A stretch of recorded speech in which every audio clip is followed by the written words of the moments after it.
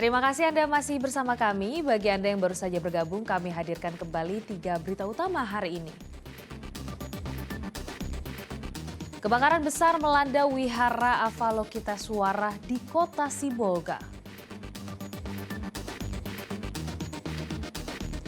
Sebuah mobil travel dilaporkan jatuh ke jurang di Desa Batu Gungun, Kabupaten Dairi. Tak kunjung dapat kepastian berangkat sejak bulan April 2023, puluhan calon jemaah umroh mendatangi kantor wilayah Kementerian Agama Sumatera Utara.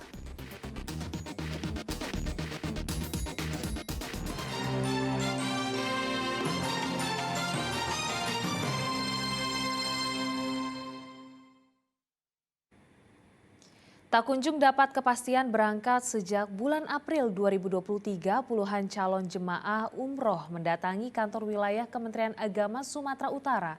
78 calon jemaah umroh ini datang membawa koper sebagai simbol kekecewaan.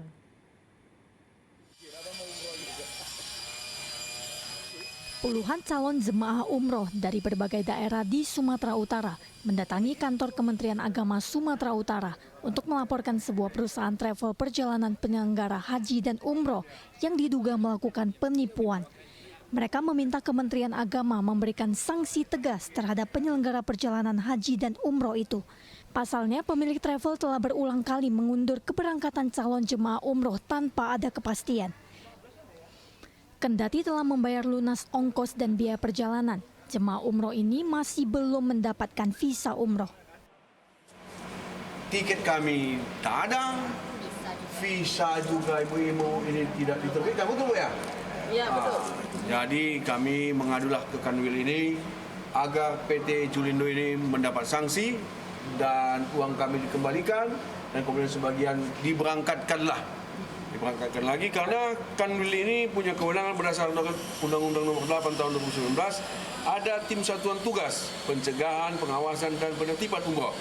Jadi kita minta supaya pemilik Julindo ini diundang ke sini dan minta pertanggungjawabannya sehingga tidak ada korban hari ini dan selamanya bagi travel-travel lain.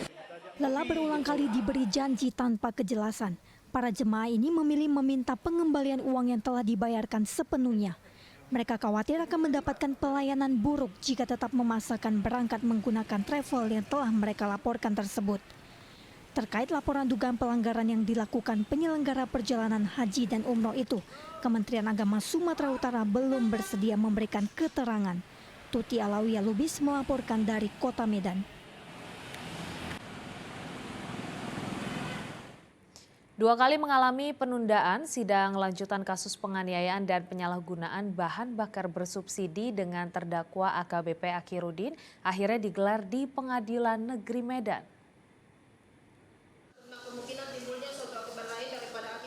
Perkara pertama adalah kasus penganiayaan yang dilakukan putra Akhirudin, Aditya Hasibuan dengan korban Ken Admiral.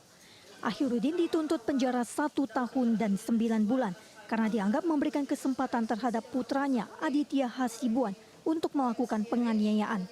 Selain itu, jaksa juga menuntut terdakwa dikenai hukuman membayar biaya restitusi sebesar 52 juta rupiah, subsidiar 2 bulan kurungan. Usai membacakan tuntutan, sidang ditutup, kemudian dilanjutkan dengan perkara penyalahgunaan bahan bakar bersubsidi.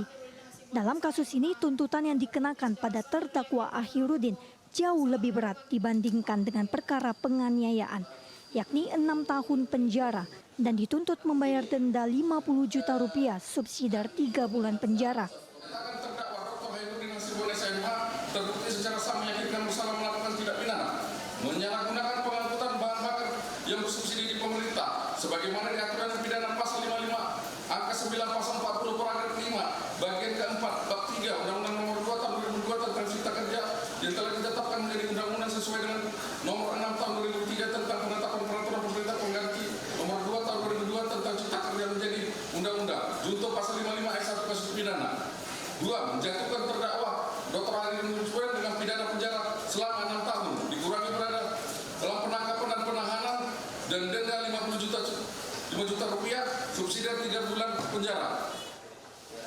Selain terdakwa Ahirudin, 2 terdakwa lainnya dalam kasus penyalahgunaan bahan bakar bersubsidi ini, masing-masing Direktur Utama PT Almira Nusaraya, Edi dan Parlin sebagai karyawan perusahaan, ikut mengikuti sidang secara daring. Namun kedua terdakwa lainnya dituntut dengan hukuman 4 tahun penjara. Usai sidang, AKBP Ahirudin menyangkal semua tuntutan jaksa. Menurutnya, kasus penganiayaan yang dituduhkan tidak terbukti di persidangan. Sebab yang terjadi adalah perkelahian antara anaknya dengan Ken Admiral, di mana keduanya saling mengenal dan telah berteman. Saya didakwa membantu melakukan penganiayaan. Apa yang saya lakukan? Jadi nggak sesuai menurut Abang? Tidak sesuai. Kalau untuk yang BBM? BBM itu nggak ada. 20 saksi yang diperiksa ada 1 menyangkut nama saya. Sebelumnya kasus penyalahgunaan penimbunan solar bersubsidi ini naik ke permukaan menyusul penggeledahan yang dilakukan oleh Polda Sumatera Utara. Atas kasus penganiayaan dengan tersangka utama Aditya Hasibuan, putra AKBP Ahirudin, sidang akan dilanjutkan pekan depan dengan agenda pembacaan nota pembelaan.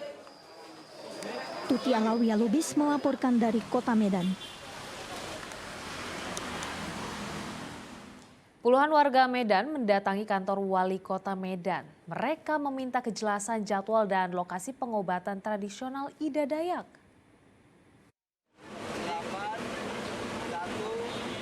Puluhan warga mendatangi kantor Wali Kota Medan, Jalan Kapten Maulana Lubis, untuk meminta penjelasan pemerintah Kota Medan terkait waktu dan tempat praktik pengobatan Ida Dayak, sebagaimana unggahan Bobi Nasution di akun resmi Instagramnya. Asnun, salah seorang warga yang mendatangi kantor Wali Kota Medan, mengatakan telah mendaftar dan mendapatkan jadwal pengobatan. Namun tidak ada respon dari admin Ida Dayak soal lokasi pengobatan. Tak kunjung ada melihat unggahan Bobi Nasution. Kami mau minta kejelasan. Sama siapa, Bu? Sama pengurus admin, pengurus Asep Rahmat mencari. Adminnya siapa? Admin dari Ibu Ida Dayak, karena kami sudah mendaftar di nomor adminnya Ibu Ida Dayak. Kami sudah dapat jadwal kunjungan ke pengobatan. Ternyata kami konfirmasi ke adminnya itu tidak ada kejelasan. Tempatnya itu berpindah-pindah. Kami nggak ada respon, jadi kami datang kemari minta kejelasan sama adminnya Ibu Ida Dayak. Masih ada nggak pengobatan itu, dan gimana dengan orang-orang yang sudah mendaftar dapat nomor antri. Prosedur yang dibuat udah kami lakukan semua. Salah seorang admin Ida Dayak datang menjelaskan jadwal dan tempat yang akan dikonfirmasi ulang melalui telepon. Namun saat didatangi sejumlah jurnalis, admin Ida Dayak langsung diarahkan masuk ke dalam gedung tanpa penjelasan. Praktik pengobatan tradisional Ida Dayak di Kota Medan telah berjalan selama 10 hari belakangan. Lokasi pengobatan pun berpindah-pindah, mulai dari mal, hotel, hingga gedung PKK Medan. Tuti Alawiyah Lubis melaporkan dari Kota Medan. Tuti Alawiyah Lubis melaporkan dari Kota Medan.